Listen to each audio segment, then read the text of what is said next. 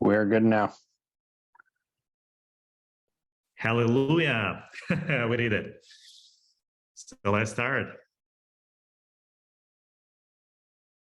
All right. So once again, my apologies to the people over there on LinkedIn Live. We had some glitches between Zoom to LinkedIn, but we've seemed to sort those out. Skipping over the normal pleasantries, we are recording this, and those who have signed up and registered will receive a copy of the recording. So in the efforts of time and expediency, Stefan, I will hand it over to you. Oh yeah, thank you all for joining today. So today we will talk about new module of Wallarm platform.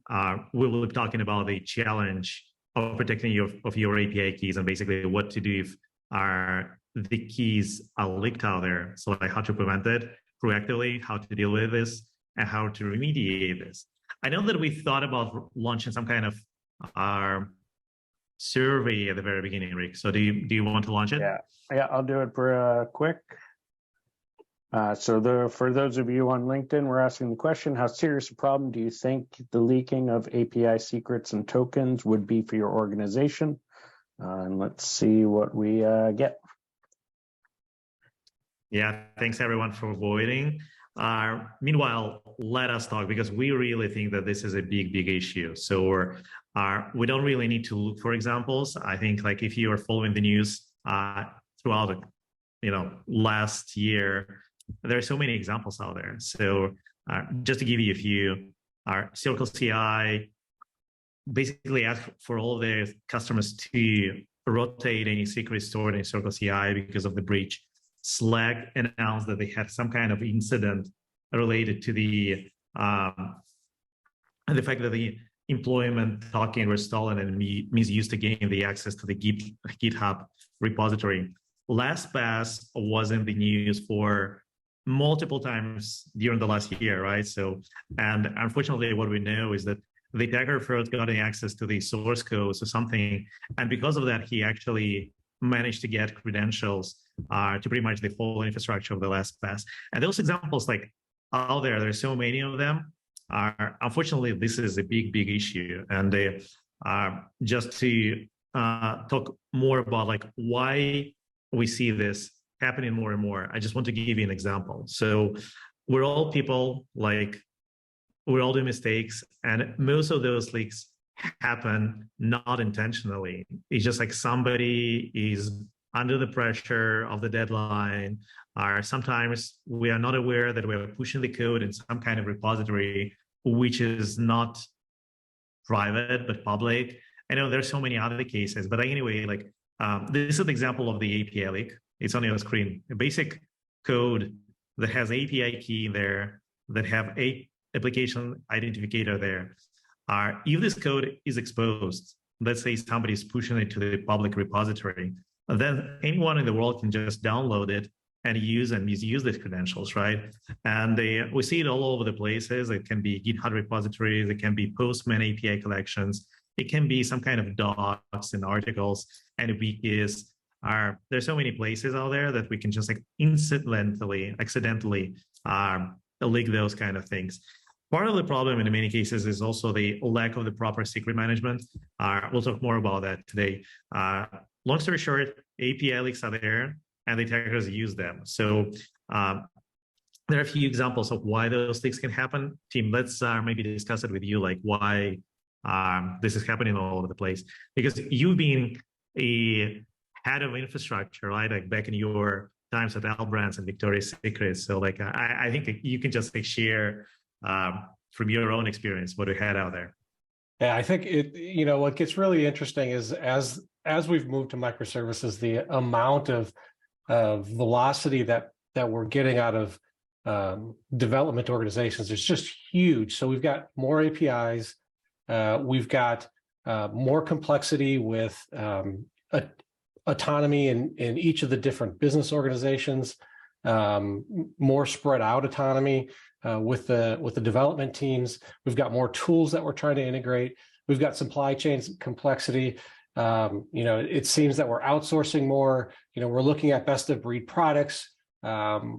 there's not as much hosting going on internally. We're trying to give that back to the vendors to really host those products for for some of these key products, and really all of those, a lot of those are really designed to do API keys, and we use that as a form of authentication mechanism or identification mechanism, and so it just seems to be accelerating because of all three of these different reasons.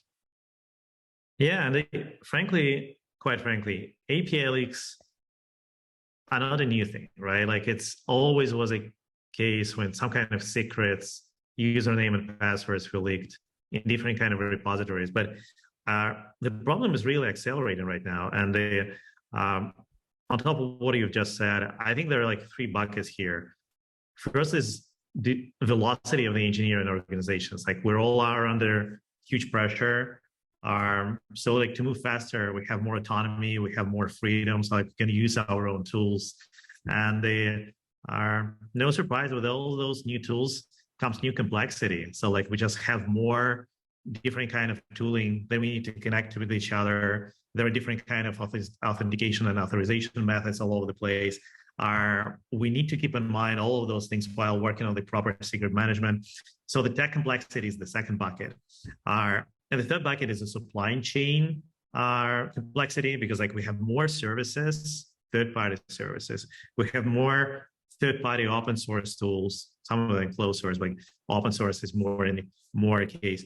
And we also have a lot of partners, like when we talk about the API leaks, it's not only about leaking your own secrets by your team, but it's also like a lot about situation when your partner actually do some kind of a mistake and they leak credentials to your services, in their code repository. So it's happening all over the place right now. Let me switch here to the next slide because it's an interesting fact. Tim, do you want to cover it? Sure. I think this is an interesting paper that people used a honeypot to really drive to see how quickly an AWS credentials would get found on GitHub and then abused, right? So they're leaking these secrets on purpose and then using a honeypot to see how quickly somebody would use them. And their report found that it took less than a minute for hackers to find the credentials on GitHub and then use them against them in AWS. Less than a minute. Like that's just from leak to abused is just 1 minute is just it's astounding when we were reading this last fall.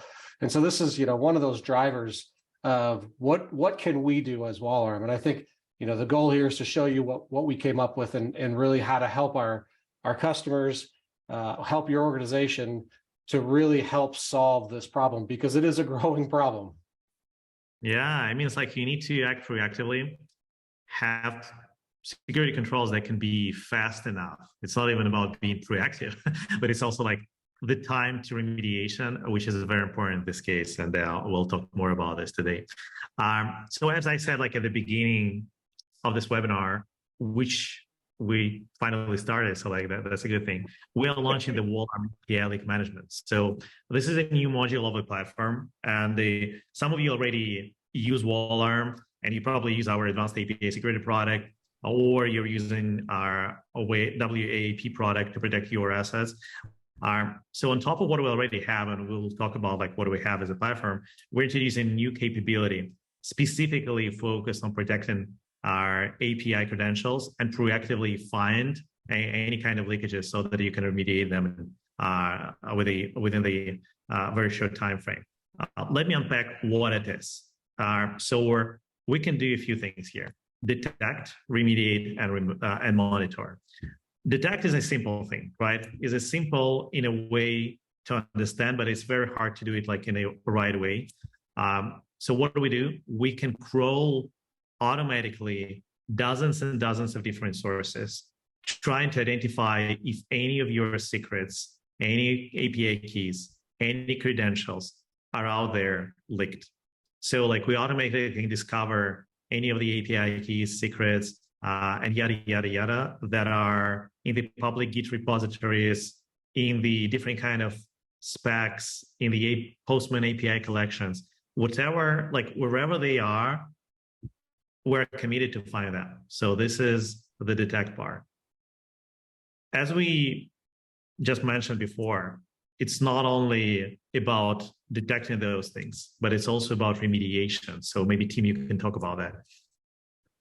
Yeah, I think as we see that these detects are so these leaks are found so quickly, to be able to remediate, you need to have those security controls in place to block those APIs and calls, those API calls and requests. I think it's really important that people understand that it's good to detect that you've leaked an API key, but it's as important to be able to remediate it quickly so that those leaked credentials aren't used against you. And that's, our remediate here is really important, and we'll stress that a lot, that being able to remediate quickly and be able to react quickly is really important, which is what's unique about our product. Yeah, monitor is actually part of remediation, I would say. It's very important to see when those credentials are actually being used, and it's happening all over the place. I think what it gives is visibility, or what could be the consequences if you don't have the proper security controls in place. So detect, remediate, and monitor. I would say most of the companies we're talking right now, and we talk a lot with the tech companies, we're talking a lot with the Fortune 500 companies, a lot of folks and security teams are trying to put some controls in place. So we definitely can leverage some internal GitHub opportunities, to identify if somebody's pushing the code with the secrets in there. And that's absolutely the best thing you can do, by the way, as a first step, I think. Or putting some kind of open source tooling into your CI/CD pipeline and see if you're exposing something like that. Unfortunately, it's not enough and doesn't provide the full coverage. So what we learned is it's very unlikely that your team right now proactively looking for this kind of leaks. In many cases, what we see is the company are reactive, the bug bounty, hunter, reporting this kind of stuff, which is not the bad situation, right? This is why we all have bug bounty programs. But in some cases, companies are reacting to the incidents, and the incidents occur because of the leaks credentials. So it's our goal here is to make sure that we are providing you discovery of all those secrets and also remediation, and do it in a very timely way. So what assets can we detect? So there's three big categories: leaked API keys, leaked credentials, and then private API specs. And you'll see we do this in a number of different ways, but those are the three big buckets. So you've got keys from AWS, GCP, custom keys, really anything that points at your domain, we can detect and make visible to you. For the credentials, we're looking for certificates, we're looking for user IDs and passwords that have been leaked, that are attributed to your domain. And then really endpoint specs, authentication tokens, anything that you might find in a private API spec that might be public is the last big bucket of data that we're looking through. Yeah, and then it's important to understand all those secrets are very lucrative for the bad guys and bad actors. Once you have a key to the AWS, it's like the key to the universe, right? So they can get an access to pretty much everything there. And in many cases, can be the layer thing, so you can get an access to something and then they expand the attack from there. So that's why leakage of something that seems to be not dangerous, something that we learned last year is that the companies mentioned that they had someone unauthorized got an access to the source code. And it's a usual thing when companies are saying, hey, yeah, this is only source code. It doesn't really matter. It doesn't provide any access to the customer data, which is partly true. It doesn't provide the access to the customer data. It's not the end of the world. However, by thorough analysis of those source codes, the attackers can identify vulnerabilities, but also they can find something like the hard-coded credential. And during the last year, we learned that this was the reason of the data breach, which had a much higher magnitude than the initial leakage of the source code. So this is happening. Three buckets: leaked API keys, different kind of credentials. Those are not necessarily related to the APIs, by the way. it can be the leakage of the usernames and passwords, not exactly to the APIs, and different kind of private API specification. You have some leakage of the internal wiki of how to use API, and you have something hard-coded there, or it can be authenticating tokens in the Postman collection. So it can be a variety of the things. How it is different. Team, do you want to start, and I can add on top of it? Yeah, I think that the big thing is Wallarm is a single platform, right? Leaks is just another piece of that platform. And we deliver detection and response beyond just GitHub, right? So it seems that there is many companies in the marketplace that are looking to try to look for leaks in their particular product. We're trying to do it across the whole and have it as part of our platform. So while we can detect these leaks, we can also, by scanning dozens of different sources for the leaked API secrets, we can also remediate, right? That's the important piece of a holistic API security platform. Is not only can I find those leaks, I have to be able to do something with them. And our remediate is we can instantly block the use of these API keys now and then in the future. And then we can integrate with many different third parties to be able to improve your API security by sending notifications to you that something about these leaks is happening. And again, that's, the response to the leaks is as important or close to as important as finding the leaks in general. So both are equally important in my perspective. You can use some open source tools as a part of your CI/CD pipeline, and maybe overall to scan different kind of assets. I absolutely recommend to use the internal GitHub tooling to identify secrets that your developers can upload accidentally. That would give you some coverage. What do we see that this coverage is not enough? So for the discovery, we're really committed to crawl and gather information across a variety of the sources. And we keep this list as full as possible. We have a special group of people who is working to make sure that we are testing and try to find those leaks across the board. So that's, I think, is an important thing in terms of how different it is discovery-wise. Remediation, I totally agree with you, team. So it's all about how to act. So even if the company knows that there is API key leaked, it takes time to react. I mean, what do you do in this situation? You will try to understand where this key was used and revoke this key as soon as possible. So we all know the big org where you have thousands of applications and APIs, hundreds of different teams, and it's hell of a challenge actually even to revoke the API key sometime. Or even understand where this key was used in the first place.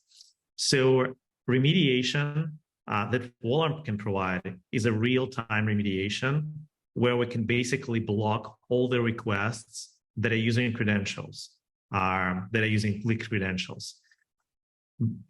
By being in line, and this is an important thing because Wallarm can provide different ways of deployment, but if you have the Wallarm with the cloud-native connectors deployed, where we are inspecting the traffic, we basically can identify any API calls, basically HTTP requests that are using leaked credentials, and block them in real time so that the team can have a time, basically find those keys and revoke them. So that's the important thing. And as team has said here, integration is an important part. It's not like you need to get a glue or think about some kind of third-party connectors or whatever. This comes as a part of our platform where you don't basically need to think about how to integrate it to React. This is not some kind of Solar connector or whatever. We detect those keys and we can automatically remediate those things. So this is the beauty of having the integrated platform. And let me stop a little bit on this and just refresh what is the full platform of Wallarm, because essentially we have two solutions. One is advanced API security and another one is cloud native web, which includes next-gen web. So our API Leak Management comes under the umbrella of the advanced API security, where we basically do four things. First, we do the API discovery, where we can identify all the APIs you have, track the usage of PII data, and basically provide you the risk scoring for all of the APIs. Real-time threat prevention. This is where we can analyze the traffic and can block the attacks you have in real time momentarily. API security testing, the solution that you can embed in your CI/CD pipeline to identify vulnerabilities while the code is not in production. And the fourth piece, which is we are presenting today, is API leak management, which can proactively identify leakages so that you can react to that. But showing diagrams is not that entertaining, I know. So let me pass the baton here to team so that we can actually go into the real demo and see the product. Stop sharing, team.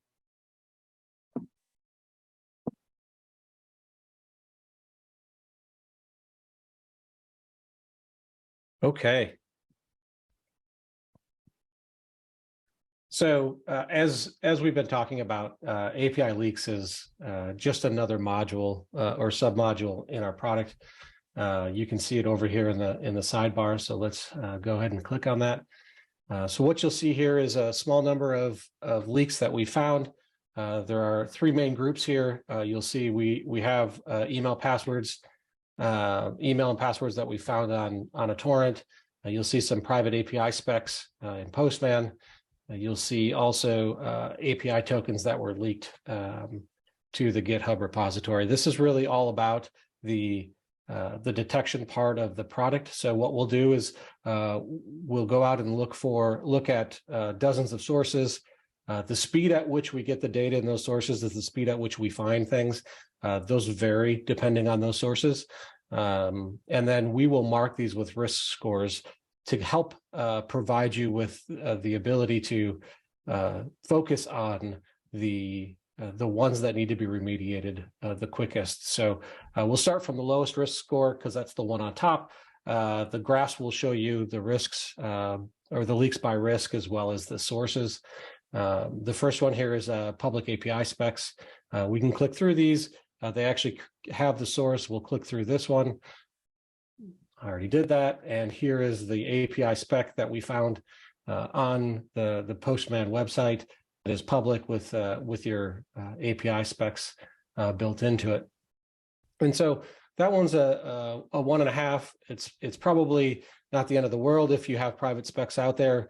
It's still risky. It still gives attackers a view of the data, a view of what they could do. And so it's good to probably get those out of Postman or secure them at Postman. The second one here is the email passwords found in torrents. And what this is telling us is we have 139 pairs of emails and passwords that were attributed to your websites that were watching for you. And then this actually gives us a remediation here. And here we can apply a brute force trigger to be able to help block these, to block the people that are trying to get at these emails or use these emails and passwords.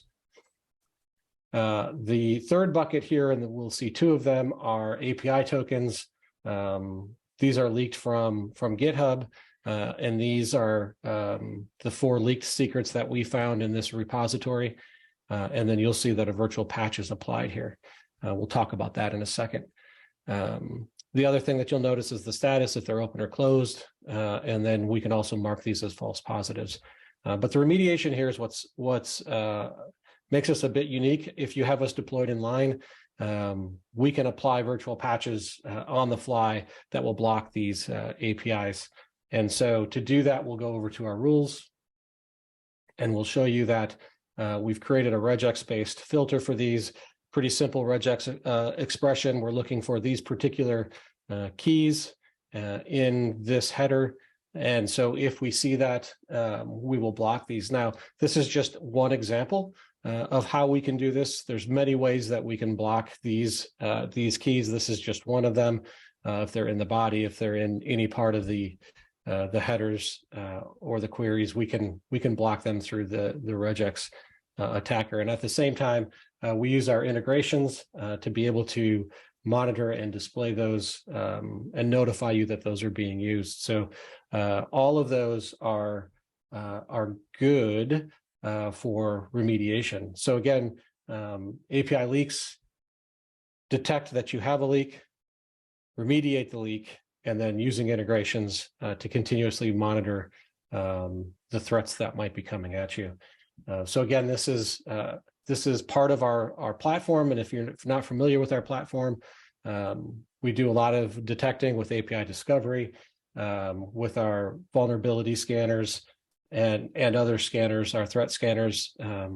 We do threat prevention and remediation of malicious traffic as part of the product, and then many other things that we can go into about our product. But again, detect, remediate, and then monitor is really the keys here.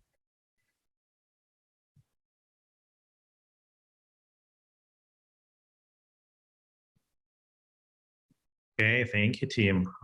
That was an amazing demo. Let me get back to the slides here. You can see it, right? Yes, sir. One of the things that we are launching with the API Leak Management, we also launched the free assessment that we do for our customers, but also for companies that are not customers at the moment. So what we can do is understand your security posture regarding different kind of API keys or other secrets keys that leaked.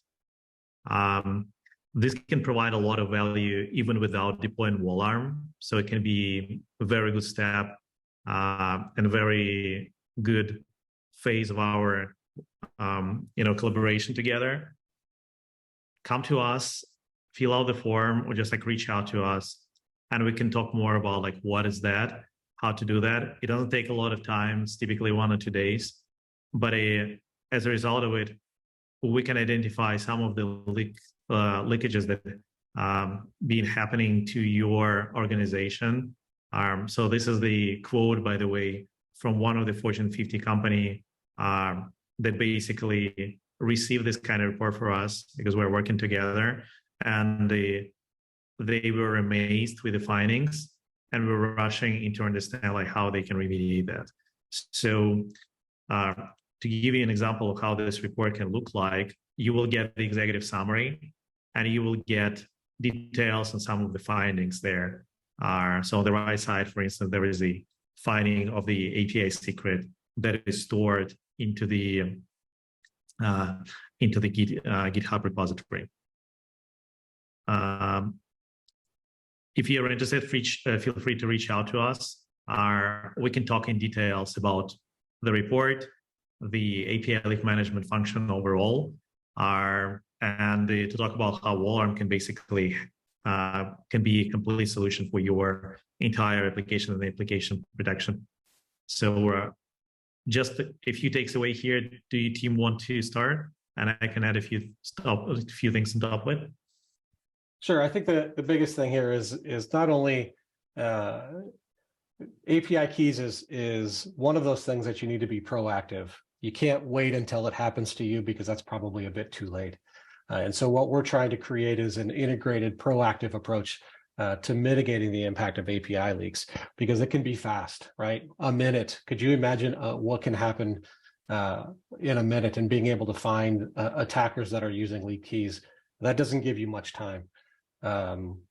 We combine this with deep dive discovery, with instantaneous protection, and really the goal here is just another layer of security, another set of eyes for our customers to be able to help you identify attacks and other security things that are going on your attack surface. Thank you, team. Thank you, team. I think that's a great summary. If you think, by the way, I think this is maybe the right time, like, to have the results of the survey. What do we have there, Rick? So it was 75% thought that this would be severe, and the other 25% thought it would be moderately severe. No one thought this would have zero impact. So that was good. Yeah, so 75% agree with us that this is a challenge. We're ready to talk with you about this particular one, or with pretty much anything related to the application any API security in the organization. So feel free to reach out to us. It's a pleasure to present this new feature today. Thank you, Rick. Thank you, team. By the way, I didn't ask about the questions, but maybe we have a few minutes before we wrap up. So there were a couple questions on LinkedIn that I do think we answered. We had a question from Rupanji, and I apologize if I did not say your name correctly. And it said, this product looks at API security comprehensively or just API keys and secrets? So I think we answered that this particular feature that it was just launched looks at the API keys, leaks, secrets, but however, is part of the greater platform. So we go beyond just that. Bobby K, do you block and remediate real time, or does it require human interaction? So I think, again, the demo showed that. But I think Tim could speak to that a little more, that, we're flexible. It could be both. Yeah, and that's just it, right? So the answer is yes, it can do both. We can set it up so that it is very specifically to auto remediate if you'd like that. My guess is most people are going to want to get a notification of, hey, we found a new leak. Go into the site and see what it is, so that it can then be remediated, or create an automation. Because we are API driven, you could have this show up in your issue system. You can go take a look to see with the data that we provided, and then add a block by default through the API. So lots of different ways we can take that, and really it's just dependent upon the customer. Yep. That was it from the questions. Awesome. Thank you very much, everybody, for the questions, and thanks for coming. Yep. So thank you, everyone. Appreciate you joining us. So like I said, this has been recorded. All the people that registered will get the recording and slides. I'll post the link to the LinkedIn comments one more time. So if you want a recording of this and the slides, we will gladly send them to you. As you can see, I'm also all over the comments, so feel free to reach out to me directly with any questions. With that, I appreciate your time and look forward to seeing all of you on our next webinar.